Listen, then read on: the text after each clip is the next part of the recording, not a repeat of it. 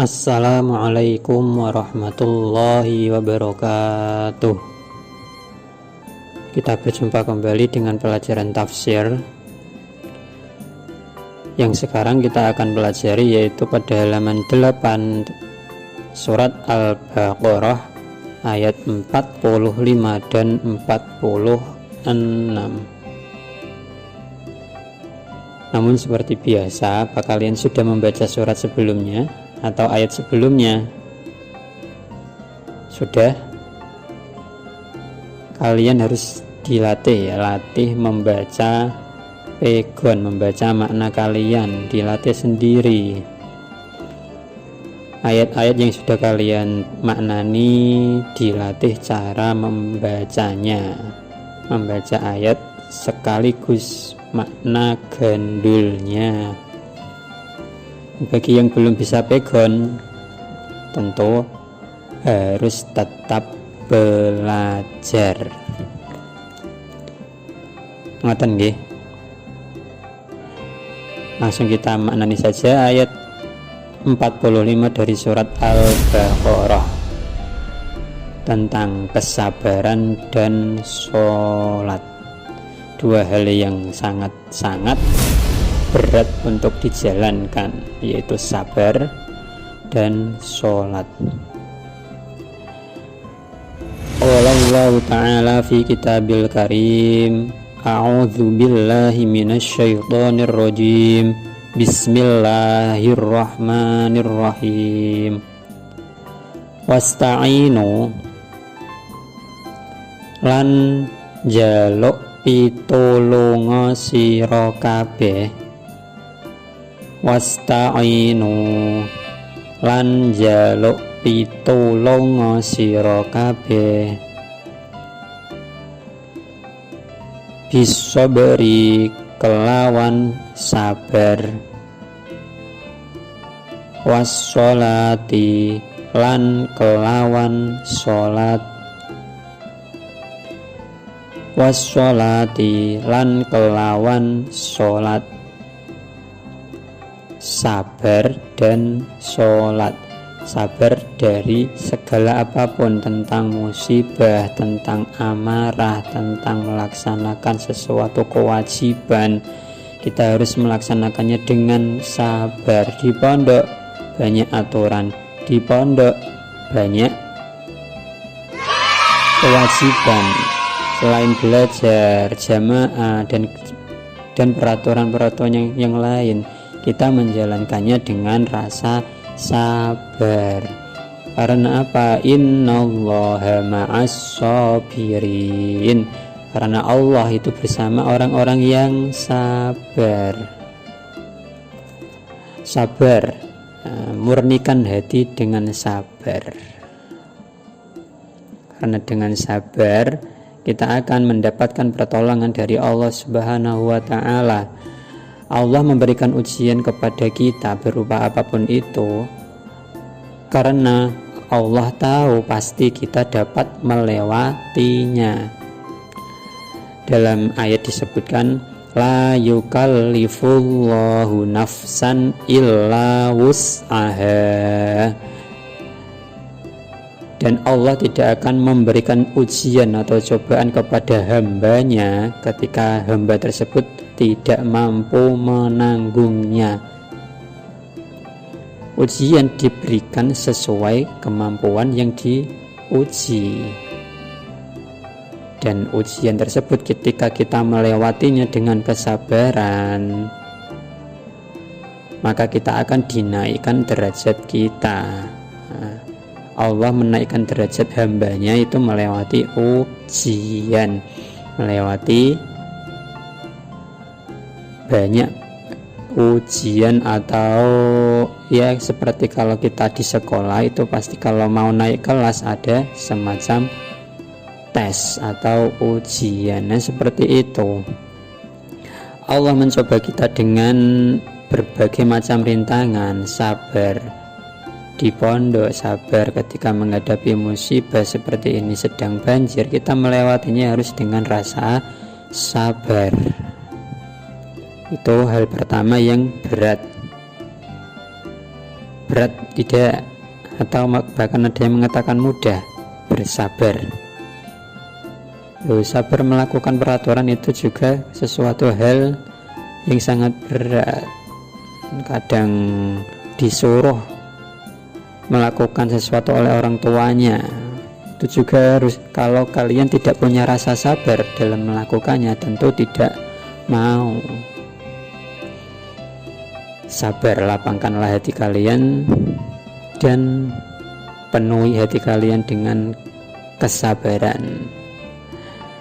Yang kedua, wassolatilan sholat, dan hal yang bisa dijadikan penolong untuk kita yaitu sholat.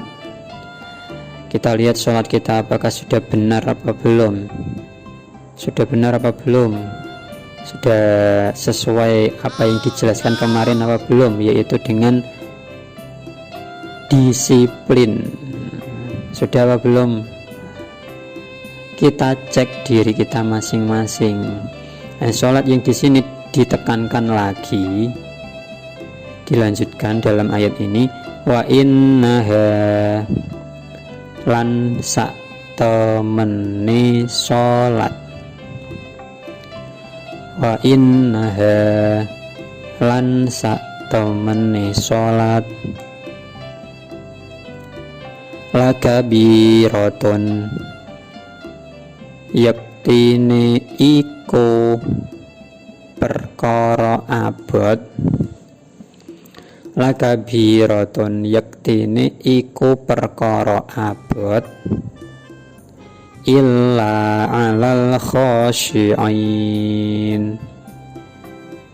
kejaba ing atase pira-pira wong kang khusyuk, kejaba ing atase pira-pira wong kang khusyuk.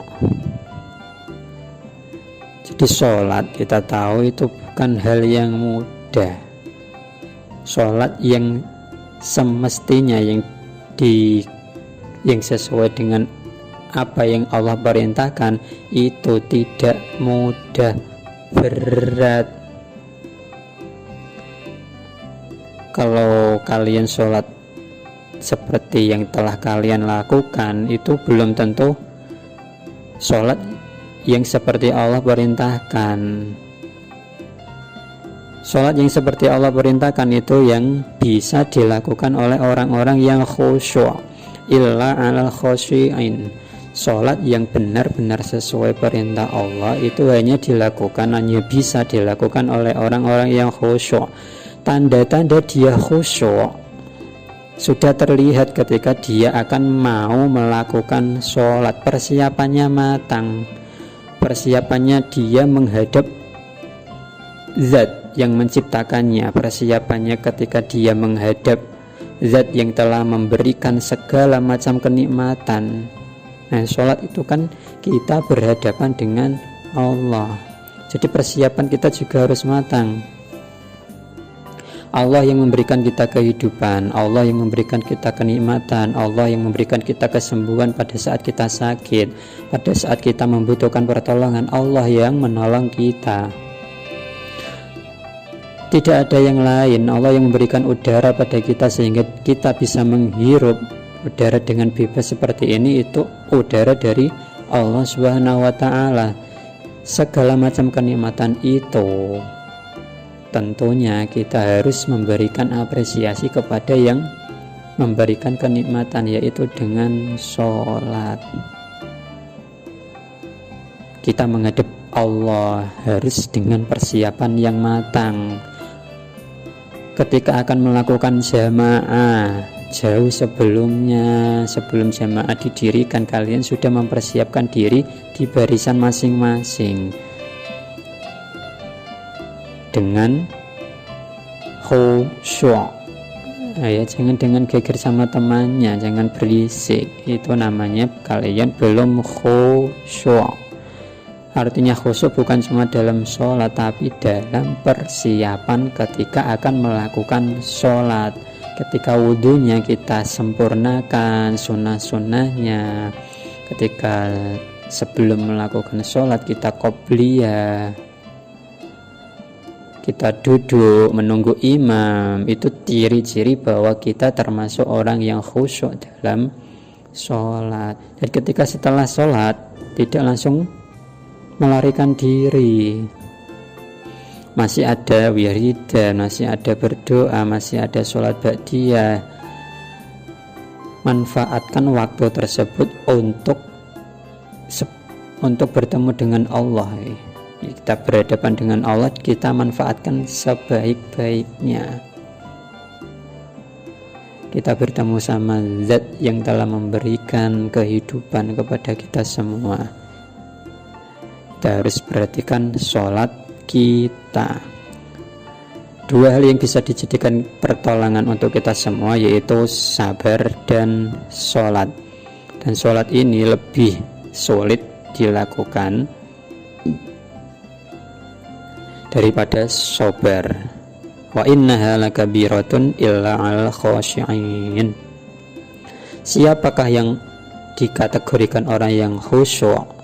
Selain yang saya katakan tadi, dilanjutkan ayat yang selanjutnya, yaitu ayat ke-46, yaitu kategori orang yang khusyuk. Siapakah mereka? Alladzina rupane wong akeh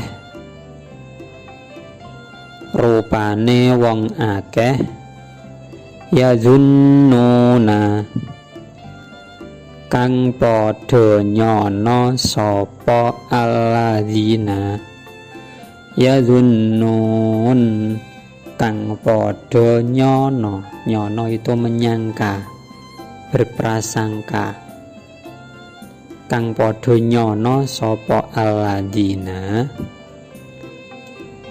atau bisa dikatakan yazunnuna kang padha yakin sapa alladzina, annahum saktemene alladzina, annahum saktemene alladzina mulaqu iku bakal ketemu sapa alladzina, mulaqu iku bakal ketemu sapa alladzina rabbihim ing pangerane alladzina, rabbihim ing pangerane alladzina, wa annahum lan saktemene alladzina, wa annahum lan saktemene alladzina ilaihi maring rabbihim, ilaihi maring rabbihim raji'un iku bakal bali sapa alladzina, raji'un iku bakal bali sapa alladzina. Orang-orang yang khusyuk yaitu orang-orang yang meyakini bahwa mereka akan menemui Tuhannya dan bahwa mereka akan kembali kepadanya. Itu terjemah dari surat Al-Baqarah ayat 46. Yazunnuna di situ dikatakan meyakini, mereka yakin saat melakukan sholat dengan khusyuk.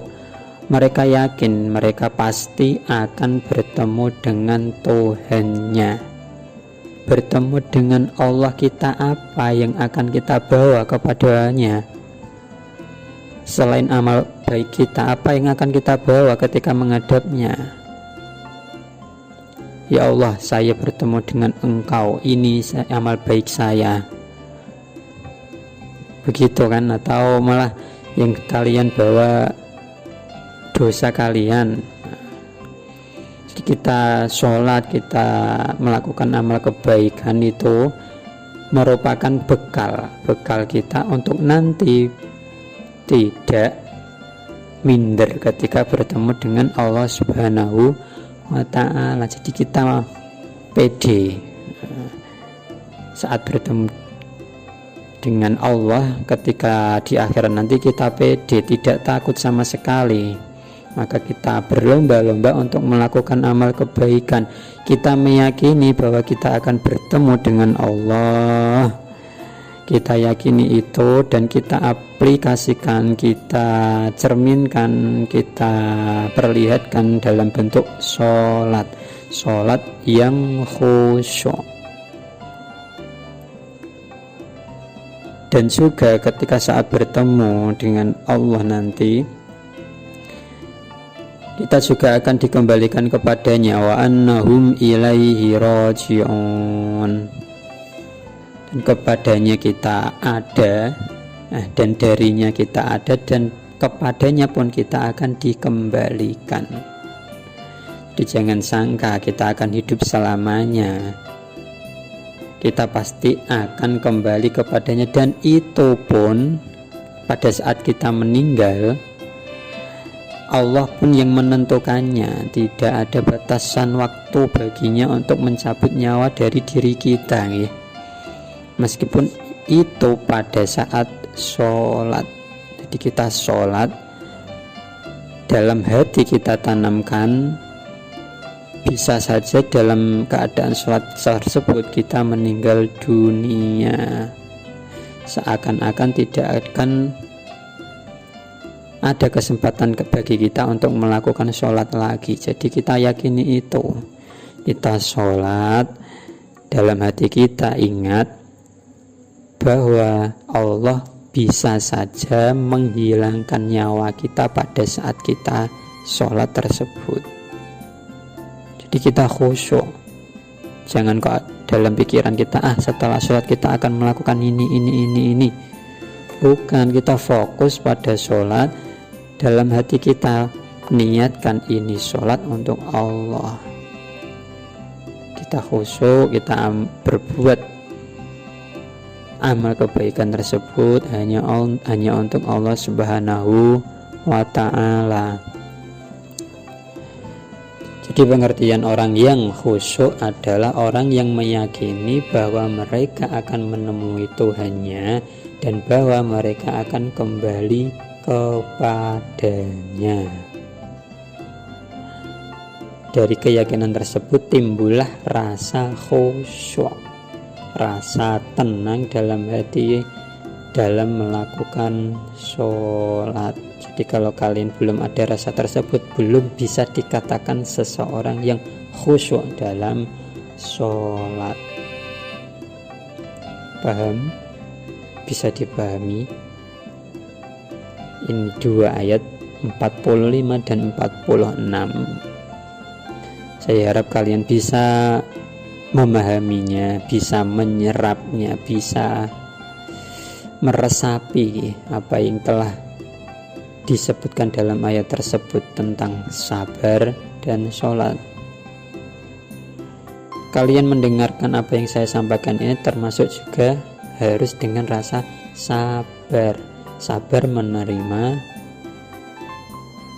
ilmu, ya. Ini namanya dalam pembelajaran ini kita harus bersabar. Semoga apa yang kita pelajari, apa saja ilmu yang telah kita dapatkan, semoga bisa bermanfaat bagi kita semua, orang tua kita dan orang-orang yang di sekitar kita, fid dini wad dunya wal akhirah. Itu tujuan kita, sabar. Semoga bermanfaat. Oke, kita akhiri dulu pertemuan kita hari ini dengan bacaan hamdalah bersama-sama. Alhamdulillahi Rabbil Alamin. Jangan lupa tetap latih bacaan kalian tentang makna, ya. Makna gandul itu kalau tidak dibiasakan tentunya akan sulit membacanya.